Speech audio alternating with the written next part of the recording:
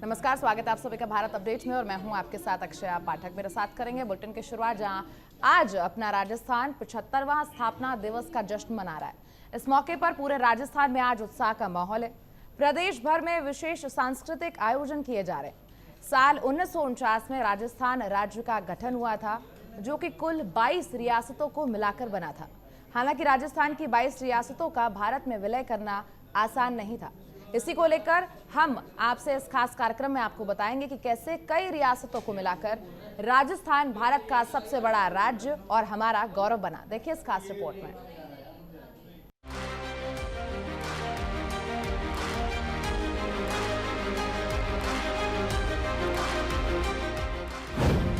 पचहत्तरवां स्थापना दिवस में डूबा राजस्थान। 30 मार्च साल 1949 में राजस्थान राज्य का गठन हुआ। 22 रियासतों के विलय से बना राजस्थान। राजाओं की भूमि के रूप में जाना जाता है राजस्थान।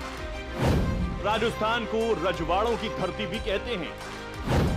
राजस्थान में योद्धे, राजनय, अर्जुनायन, शाल्व, मालव, शिवी जनपदों का राज रहा। राजस्थान में मौर्य शासन, गुप्त शासन, यवन, शुंग, कुषाण, शक, हूण और वर्धन साम्राज्य भी रहा है। राजपूत वंशों ने लगभग 700 ईस्वी से राजस्थान के विभिन्न हिस्सों पर शासन किया। राजस्थान के कुछ हिस्सों में गुर्जर प्रतिहार वंश और चौहान वंश का शासन रहा। इंग्लैंड के विख्यात कवि किपलिंग ने लिखा था कि दुनिया में अगर कोई ऐसा स्थान है जहां वीरों की हड्डियां मार्ग की धूल बन गई हों, तो वो है राजस्थान। राजस्थान शुरू से ही सांस्कृतिक विरासत और समृद्धि इतिहास वाला देशी विदेशी सैलानियों के लिए आकर्षण का केंद्र रहा है। इसका अपना गौरवशाली इतिहास है। साल 1949 में राजस्थान राज्य का गठन हुआ। 22 रियासतों को मिलाकर हमारा राजस्थान बना है। हालांकि यहाँ की धरती शुरू से ही राजा महाराजाओं की धरती रही है। राजाओं का यहाँ एक क्षत्रप राज चला करता था। महाराजाओं की अपनी हुकूमत चला करती थी। ऐसे में राजस्थान की 22 रियासतों का भारत में विलय करना आसान नहीं था। बता दें कि राजस्थान पहले अपने इस नाम से नहीं जाना जाता था, बल्कि ये राजपूताना नाम से जाना जाता था। राजस्थान में कुल 22 रियासतें थीं। हालांकि इसमें से एक रियासत ऐसी थी जिस पर ब्रिटिश सरकार का अधिकार था। ये रियासत थी अजमेर मेरवाड़। भारत की आजादी के बाद जब देश के एकीकरण की प्रक्रिया चल रही थी, तब कई रियासतों के राजाओं ने मांग की थी कि उन्हें शासन चलाने का अधिकार दिया जाए, क्योंकि उन्हें शासन चलाने का लंबा अनुभव है। हालांकि इसी कड़ी में आपको बताते चले कि राजस्थान में जिन राजा महाराजाओं का राज रहा, उनमें से ये प्रमुख हैं। राजस्थान के महान राजा और महाराजा सम्राट पृथ्वीराज चौहान, सम्राट हेमचंद्र विक्रमादित्य, गोयल राजवंश के संस्थापक राजा बप्पा रावल, हिंदुपत राणा सांगा, महाराणा उदय सिंह, राजा महाराणा प्रताप सिंह, महाराजा सूरजमल, राजा मान सिंह। इनके बाद जिन्होंने भी इस रण की धरती पर राज किया, इनके नाम से ही किया, इनके खानदान के लोगों ने ही किया। इसके बाद के राजाओं ने भी एक क्षत्रप राज जरूर किया, पर पकड़ इतनी सटीक नहीं बनी। इसके बाद अंग्रेजों का राज और अंतिम में अंग्रेजों से आजादी। आजादी के बाद भी कई रियासत के राजा अपनी रियासत को खुद चलाने की मांग करते रहे, लेकिन ऐसा नहीं किया गया। सभी को समझौते के साथ एकीकरण किया गया। 22 रियासतों को मिलाकर राजस्थान का गठन किया गया। साथ ही जयपुर को इसकी राजधानी घोषित किया गया। अब यहीं से ही शासन की तरफ से पूरे काम किए जाते हैं। राजस्थान स्थापना दिवस पर राष्ट्रपति द्रौपदी मुर्मू ने एक्स पर राज्य के निवासियों को हार्दिक बधाई देते हुए लिखा है, राजस्थान क्षेत्रफल की दृष्टि से देश का सबसे बड़ा राज्य है। राज्य अपनी गौरवपूर्ण परंपराओं, अतिथि सत्कार और इंद्रधनुषी संस्कृति के लिए पूरे विश्व में प्रसिद्ध है। इसी के साथ प्रधानमंत्री नरेंद्र मोदी ने भी एक्स पर राजस्थान के स्थापना दिवस पर बधाई देते हुए लिखा, राज्य के अपने सभी परिवारजनों को मेरी कोटि कोटि शुभकामनाएं। अद्भुत ऊर्जा और उत्साह से भरे यहाँ के लोग राज्य के गौरव की एक नई गाथा लिखने में जुटे हैं। ये विश्वास है कि विकसित और आत्मनिर्भर भारत के निर्माण में राजस्थान की भूमिका बेहद अहम रहने वाली है। इसके साथ ही अमित शाह ने भी राजस्थान के स्थापना दिवस पर पूरे प्रदेश के लोगों को बधाई दी। साथ ही मुख्यमंत्री भजनलाल शर्मा, कांग्रेस अध्यक्ष मल्लिकार्जुन खड़गे, राहुल गांधी, अशोक गहलोत, सचिन पायलट ने भी एक्स पर लिखकर प्रदेशवासियों को बधाई दी है। शूरवीरों वाली धरती राजस्थान अपना 75वां स्थापना दिवस मना रहा है। पूरा राजस्थान वीर गाथाओं से भरा पड़ा है। राजस्थान का इतिहास यहाँ के राजपूतों के हजारों वीरता की सच्ची गाथाओं के लिए भी जाना जाता है। स्थापना दिवस पर राष्ट्रपति द्रौपदी मुर्मू, प्रधानमंत्री नरेंद्र मोदी, गृह मंत्री अमित शाह और मुख्यमंत्री भजनलाल शर्मा ने एक्स के माध्यम से बधाई देते हुए राजस्थान की जनता को शुभकामनाएं दी। साथ ही हम अपने चैनल भारत अपडेट के माध्यम से भी पूरे प्रदेश को 75वें स्थापना दिवस पर ढेरों बधाई देते हैं। Bureau report, Bharat update. Rajasthan में लोकसभा चुनाव के दूसरे चरण के लिए नॉमिनेशन का दौर जारी है। जोधपुर में केंद्रीय मंत्री गजेंद्र सिंह शेखावत ने नामांकन भी दाखिल किया है। आपको बता दें कि शेखावत ने नामांकन से पहले रोड शो किया और इसके बाद रैली की। वहीं इस पूरे कार्यक्रम में राजस्थान के सीएम मुख्यमंत्री भजनलाल शर्मा भी शामिल हुए। तो तस्वीर आपको दिखा रहे हैं जहां जोधपुर से बीजेपी ने लोकसभा प्रत्याशी बनाया, जहां आज केंद्रीय मंत्री गजेंद्र सिंह शेखावत ने नामांकन भरा और साथ ही सीएम भजनलाल शर्मा भी नामांकन में साथ में शामिल हुए। केंद्रीय मंत्री गजेंद्र सिंह शेखावत ने आज भरा नामांकन।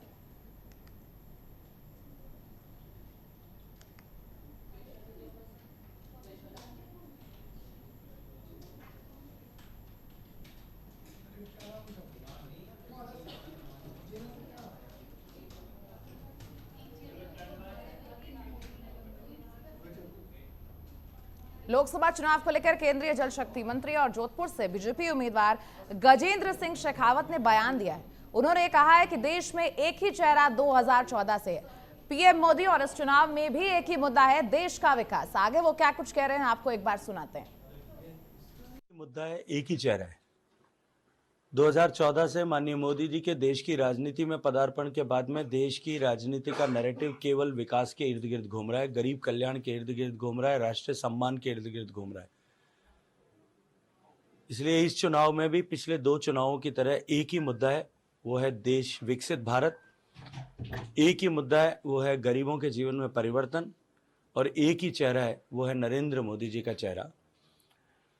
पिछले चुनाव में जब माननीय मुख्यमंत्री जी, जिनकी पूर्व मुख्यमंत्री जी जिनकी चर्चा आप कर रहे हैं, वो मुख्यमंत्री थे और उनका पुत्र जब सामने थे, तब भी जोधपुर की जनता ने प्रचंड बहुमत के साथ में मोदी जी को जिताने के लिए विजयश्री का आशीर्वाद मुझे दिया था। अब की बार तो न मुख्यमंत्री हैं न उनके पुत्र हैं, और भारतीय जनता पार्टी की सरकार बनाने के लिए पूरा देश जो है कमर कस के तैयार खड़ा हुआ है। अब सीधा आपको लेकर चल रहे हैं हरियाणा, जहां विजय संकल्प रैली में सीएम नायब सैनी चुनावी जनसभा को संबोधित कर रहे हैं। सीधा आपको लेकर चल रहे हैं हरियाणा। जब भी आपको आवश्यकता पड़ेगी, आपका भाई आपके बीच में खड़ा हुआ उपस्थित होगा।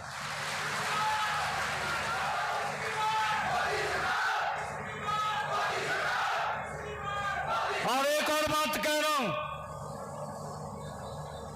अगर यहां बांगर की सरदारी को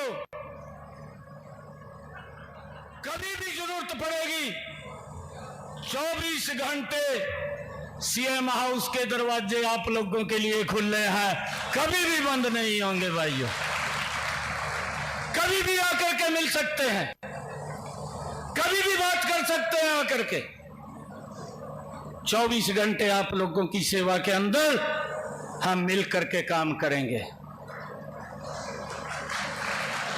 भाइयों, मैं देख रहा था हमारे श्रवण गर्ग जी बैठे हैं मंच के ऊपर, गौ सेवा आयोग के हमारे चेयरमैन हैं। एक नेता ने बयान दे दिया, कहने लगा, कहा गाय बछड़े नु भी लेगी और घुंटा भी पाड़ लेगी। भाइयों, खुंटा भी मजबूत था और गाय के लिए पहले 40 मिलता था, 400 मिल रहा है। ये गोवा बैठा है बीच में, बैठा है नहीं बैठा? ये श्रवण जी बैठे हैं।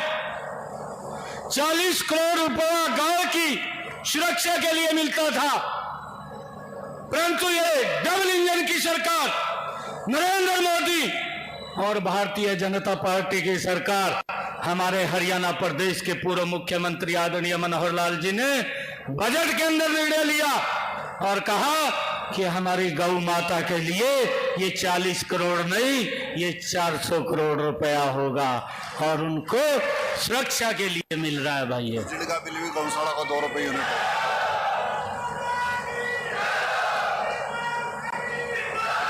ये बांगर की सरदारी है। मैं आज आप लोगों के बीच में ये बात बताने के लिए खड़ा हुआ था। बोलते हैं कहा खुंटा भी पाड़ लिया, कहा बछड़ा भी चला गया। अरे बछड़ा भी मजबूत है, खुंटा भी मजबूत है, गाय भी मजबूत है, किसी प्रकार की दिक्कत नहीं है। यहाँ के लोग भी मजबूत हैं।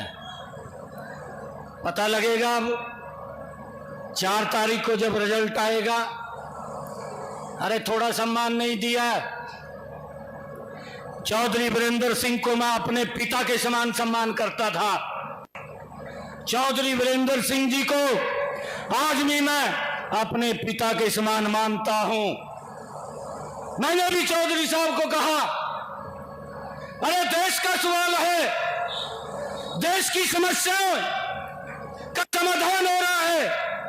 अरे 55 वर्ष तक जिन्होंने इस देश को लूटा है, जिन्होंने ये बात कही है गरीबी हटाएंगे, गरीबी नहीं हटी है, अरे फिर जाकर उसकी गोदी में बैठ गया। अरे ये समझने की जरूरत है। परंतु आज देश बोल रहा है, एक ही बात बोल रहा है और ये बात बोल रहा है अब की बार, अब की बार, अब की बार ये देश बोल रहा है। भाइयों हमने समझना चाहिए, छोटे काम नहीं हुए हैं। इस डबल इंजन की सरकार ने, नरेंद्र मोदी की सरकार ने अरे जबरदस्त काम किए हैं।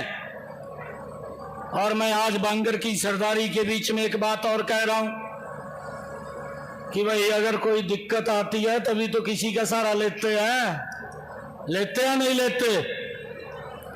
और वो सहारा लिया तभी तो इस देश को आगे बढ़ाया है, प्रदेश को आगे बढ़ाया है, समान रूप से विकास हुआ है, सबका साथ सबका विकास।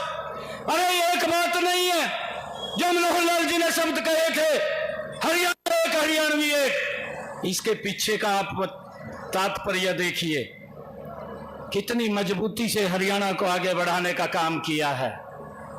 मेरी आप लोगों से आग्रह है, आप लोगों से अपील है, इन 10 वर्षों के अंदर नरेंद्र मोदी की सरकार ने वो काम किया है कि गरीब व्यक्ति को 5 लाख रुपए का अधिकार दिया है कि वो किसी की तरफ देखने की जरूरत नहीं है। अगर दिक्कत आ जाए सिर ऊंचा करके कहीं भी हॉस्पिटल में जाकर के इलाज करा सकता है। ये सम्मान अगर किसी ने दिया, ये नरेंद्र मोदी की सरकार ने दिया है। भाइयों मेरी माताएं बहनें बैठी हैं, मैं बांगर की सरदारी को एक बात और कहना चाहूंगा। मैं ये कहना चाहता हूं, अरे इतने लंबे समय तक कांग्रेस की सरकार रही, मेरी माताएं बहनें सड़कों पर पानी का मटका लेकर के 1-1 किलोमीटर दूरी से पीने का पानी लेकर के आती थी। अरे दिखाई नहीं दिया था कि मेरी माताओं को इतनी तकलीफ होती है, वो पानी भी 1 किलोमीटर से लेकर के आती है। परंतु इस तकलीफ का भी समाधान अगर किसी ने किया, वो नरेंद्र मोदी जी ने किया, इस डबल इंजन की सरकार ने किया। आज मेरी माता बहन को 1 किलोमीटर दूर नहीं जाना पड़ता, उसके घर के अंदर ही नल पहुंचाया, स्वच्छ जल पहुंचाने का काम इन 10 वर्षों में नरेंद्र मोदी की सरकार ने किया है। भाइयों स्वतंत्रता सेनानी और पूर्व प्रधानमंत्री चौधरी चरण सिंह, पूर्व पीएम नरसिंह राव और उप प्रधानमंत्री लालकृष्ण आडवाणी, बिहार के पूर्व सीएम कर्पूरी ठाकुर और कृषि वैज्ञानिक एमएस स्वामीनाथन को देश के सर्वोच्च सम्मान भारत रत्न से नवाजा गया। केंद्र ने 2024 के लिए इन 5 विभूतियों को चुना है। गौरतलब है कि 2020 से 2023 तक किसी को भी भारत रत्न नहीं दिया गया था। राष्ट्रपति भवन में पूर्व उप प्रधानमंत्री लालकृष्ण आडवाणी को छोड़कर अन्य 4 विभूतियों, जिनमें पूर्व पीएम चौधरी चरण सिंह, नरसिम्हा राव, पूर्व सीएम कर्पूरी ठाकुर और कृषि वैज्ञानिक डॉक्टर एमएस स्वामीनाथन को मरणोपरांत भारत रत्न सम्मान से नवाजा गया।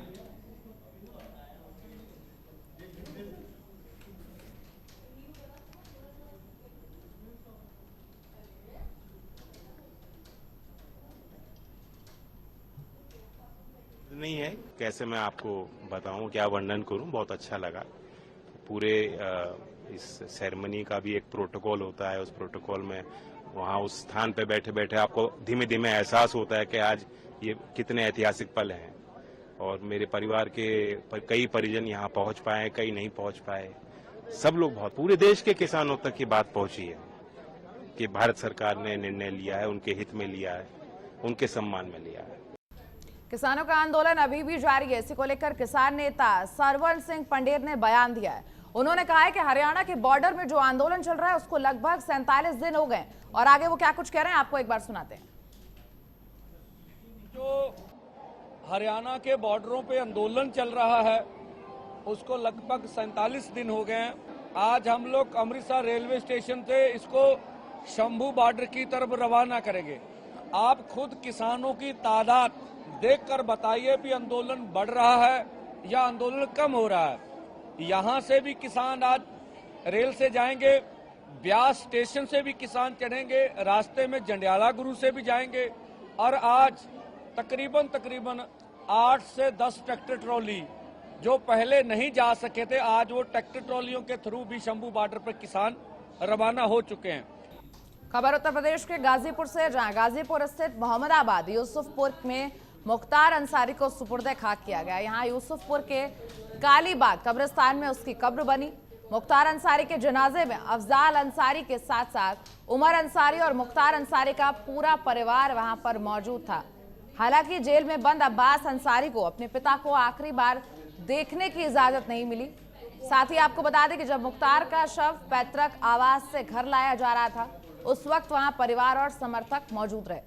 मुख्तार अंसारी को सुबह करीब 10:30 बजे यूसुफपुर के कब्रिस्तान में दफन कर दिया गया। उसकी कब्र उसके माता पिता के बगल में बनी। उसके जनाजे में बड़ी संख्या में समर्थक भी पहुंचे।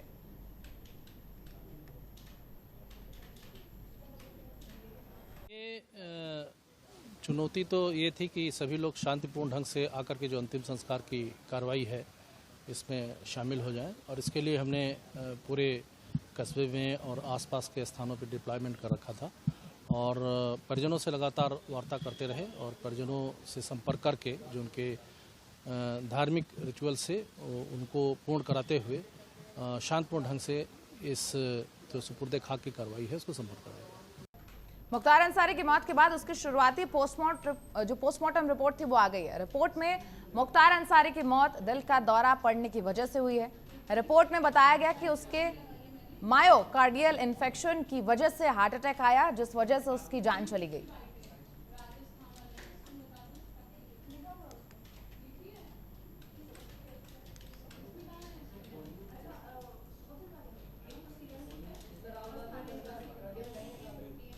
और इसी बीच इस वक्त बड़ी खबर आपको बताने जा रहे हैं, जहां मथुरा कांग्रेस ने मथुरा से अपना प्रत्याशी उतार दिया। तो इस वक्त की बड़ी खबर मथुरा से, इस वक्त की बड़ी खबर आपको बता रहे हैं, जहां कांग्रेस ने बॉक्सर विजेंद्र को प्रत्याशी बना दिया है। तो मथुरा से विजेंद्र सिंह चौधरी को कांग्रेस ने अपना प्रत्याशी बनाया है। और अब सीधा बीजेपी प्रत्याशी अभिनेत्री हेमा मालिनी से सीधी टक्कर होगी बॉक्सर विजेंद्र सिंह की। तो बड़ी खबर इस वक्त की आपको बता रहे, मथुरा से इस वक्त की बड़ी खबर, जहां कांग्रेस ने मथुरा से उतारा अपना प्रत्याशी। मथुरा से बड़ी खबर इस वक्त की, जहां कांग्रेस ने मथुरा से अपना प्रत्याशी उतारा है। कांग्रेस ने बॉक्सर विजेंद्र सिंह चौधरी को अपना प्रत्याशी बनाया है। साथ ही बीजेपी प्रत्याशी अभिनेत्री हेमा मालिनी से सीधी टक्कर होगी। अब यानी एक तरफ कांग्रेस से लड़ेंगे विजेंद्र सिंह और दूसरी तरफ बीजेपी से हेमा मालिनी। तो बड़ी खबर इस वक्त की आपको बता रहे, जहां कांग्रेस ने बॉक्सर विजेंद्र सिंह को प्रत्याशी बनाया।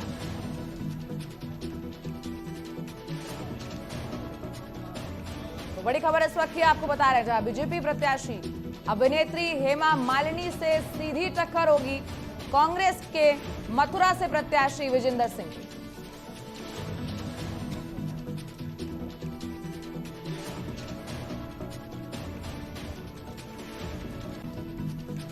बड़ी खबर इस वक्त की आपको मथुरा से बता रहे हैं, जहां मथुरा से विजेंद्र सिंह चौधरी बने कांग्रेस के प्रत्याशी। सीधा मुकाबला चुनावी रण में होगा बीजेपी की प्रत्याशी हेमा मालिनी से। बड़ी खबर इस वक्त की आपको बता रहे हैं मथुरा से, जहां कांग्रेस ने मथुरा से अपना कैंडिडेट उतारा और ये कैंडिडेट बॉक्सर विजेंद्र सिंह है।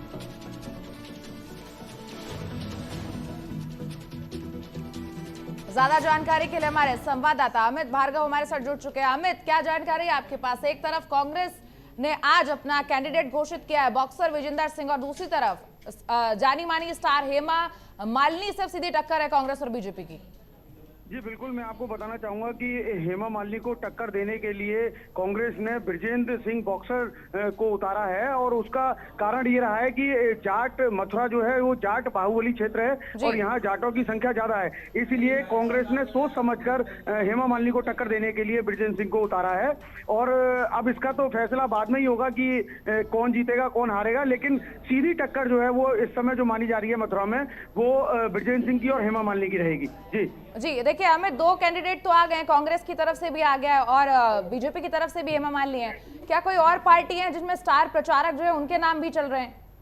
जी बिल्कुल, अभी जो है फिलहाल बसपा की तरफ से कमलकांत उपमन्यु को टिकट दी गई है मथुरा के लिए, लेकिन अभी भी उनकी असमंजस बनी हुई है। बसपा भी चाहती है कि कोई स्टार प्रचारक मिल जाए जिससे बात हो जाए और वो मथुरा से चुनाव लड़ सके। तो अब देखना ये होगा कि आगे क्या रणनीति बसपा की रहती है कि बसपा भी किस तरीके का, क्योंकि अब पार्टी केवल एक ही रह गई है बसपा, और लेकिन मथुरा की जो जनता है वो ये चाहती है कि यहाँ का स्थानीय जो वो स्थानीय होना चाहिए। लेकिन जिस तरीके से स्टार प्रचारक हमें जानकारी देने के लिए आपका बहुत बहुत शुक्रिया। बड़ी खबर इस वक्त की आपको बता रहे हैं।